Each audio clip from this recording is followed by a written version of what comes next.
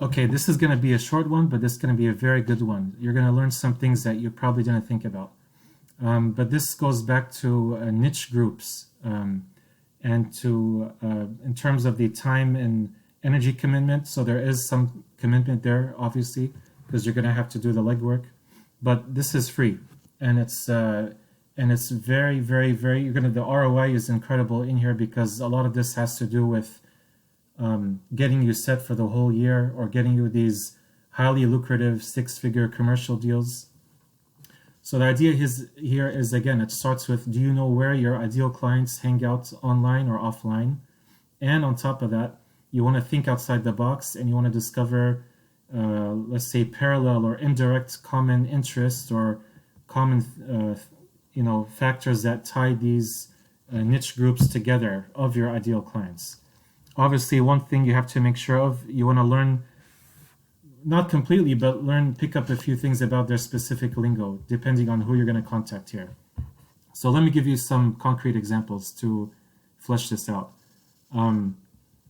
If, for example, you're going to be working with solar services, doing your research, what are the motivations behind someone getting solar?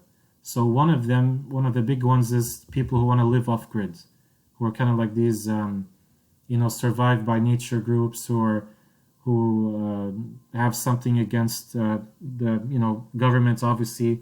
And so you want to search these. I mean, it kind of sounds funny, it's true, but search these kind of conspiracy groups or survival groups who have that obvious motivation in there, and you can provide them solar services for them because that aligns very well with their motivation. So think about the different motivations of your possible clientele and then research, okay, what kind of groups would align with those motivations, or you can easily enter in and become like a trusted advisor. And maybe in your referral network, a friend of a friend, you can find out someone who can connect you with them. Research online, join these. Most groups you can find on Facebook anyway, so just join the Facebook groups and do it like that, right? The other thing is that if you want these higher caliber, higher quality clients that don't really give you a headache that you might see with, plain old homeowners, you want to definitely go into LinkedIn. You want to have an optimal LinkedIn profile, and this is how you get these big commercial deals, because these deals happen, like real estate agents, they call it off-market deals or pocket deals. They happen on the hush-hush, where people shake hands in private rooms. And so once you get in there, you start to see some major deal flow. And these are, imagine, things like commercial property management owners, people who manage properties for multiple real estate investors, commercial real estate investors, or what they call family offices. These are people who manage very high net worth individuals or high net worth families, in the billions. We're talking about big money here. These are, for example, REITs, real estate investment trusts, who again manage the real estate investments of high net worth individuals, even sometimes like representatives of countries. It does take some work to get into these groups, but once you do, you struck gold, and these can basically satisfy you for the whole life of your business. You don't have to worry about knocking on doors anymore at all. Another thing to think about is probate or divorce attorneys. In case you don't know, probate is when unfortunately someone passes away and they leave behind property, and usually to settle their debts and to settle the probate proceedings, the court orders that property to be sold. They're required to sell that property. Same thing with divorce proceedings.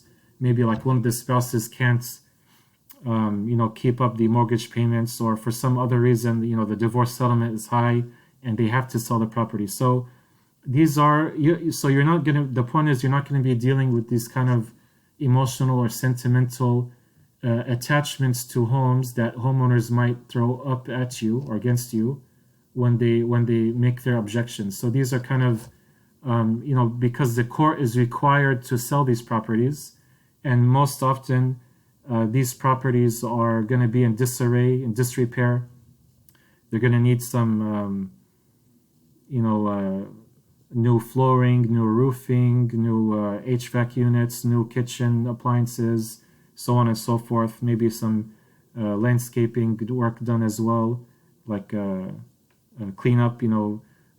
Any type of thing that can give you much work and across. And because if you're going to be making friends with these attorneys, they can provide you deal after deal after deal, because that's their work. That's what they work with. So they regularly come across these properties that are, kind of abandoned, that are vacant, that have not had work done on them before. And so to get them sold, I mean, obviously they're going to be going back into the market. And instead of going back into the market where, they need all this work done to be sold as is, you can be a resource for them to improve on these properties, to do those repairs. And again, they're going to be the beauty of this is they're kind of disinterested in a way. Like they don't have that emotional or sentimental attachment to the property where you're going to find that friction. They just say, hey, I have this property, and it could be either residential or it could be commercial. It could be like even a whole apartment building. So that's the key. If get in with these attorneys, same thing with accountants. Actually, let me put that here too. Also accountants who deal with, who service those type of clientele, right? Same thing, real estate investors. The kind of, what you see, like if you ever saw these type of we buy houses,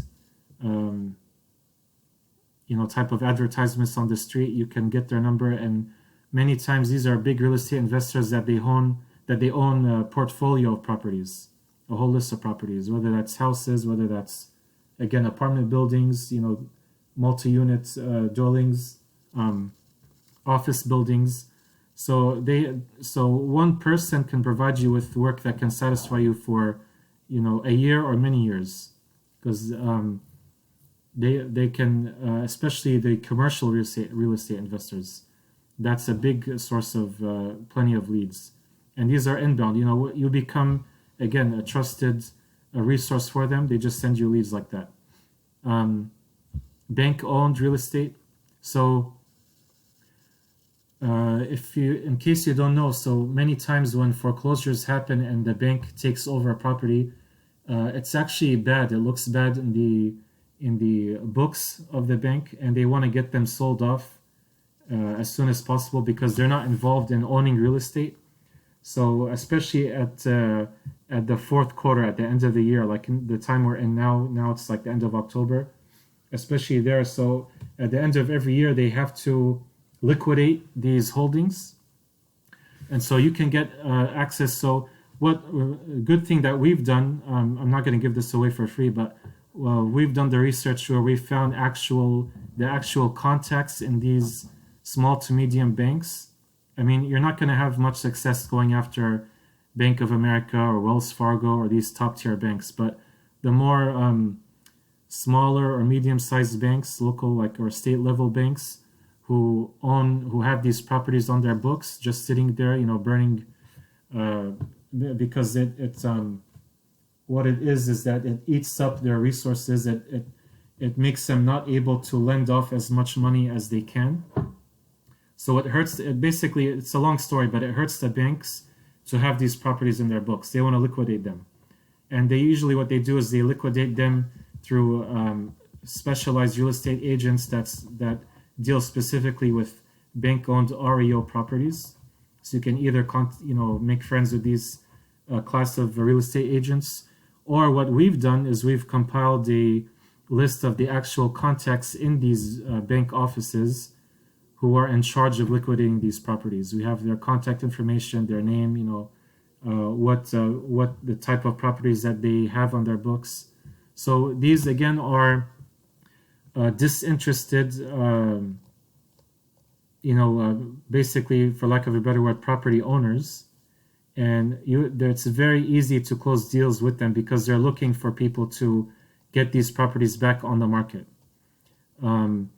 Another thing I want to add in here is government programs. So let's say there's a lot of government programs that have to do with, green energy, renewable energy, these type of things. So if you get in with them, and again, it is a process to get in contact with them, but once you do, you become a resource for them, so that if you're, for example, a solar contractor, they can refer business to you very easily. Like there's that can be a whole source of lead flow for you, by being involved with these government programs. And not many people are doing this, so you're not going to have much competition.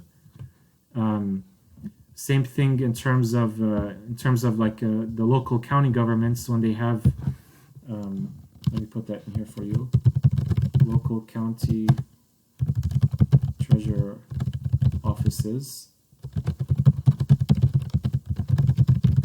Okay, so when people don't pay their property tax, that's also a way, aside from mortgages, but even people who own their properties outright, but they don't pay their property tax, after 2 or 3 or 5 years, the county takes control of that property. And oftentimes, people who don't pay for it are probably like out-of-state owners. They don't really have much connection to the property, so they just let it sit there. Like the grass grows. They don't like maintain the property. It falls into disrepair.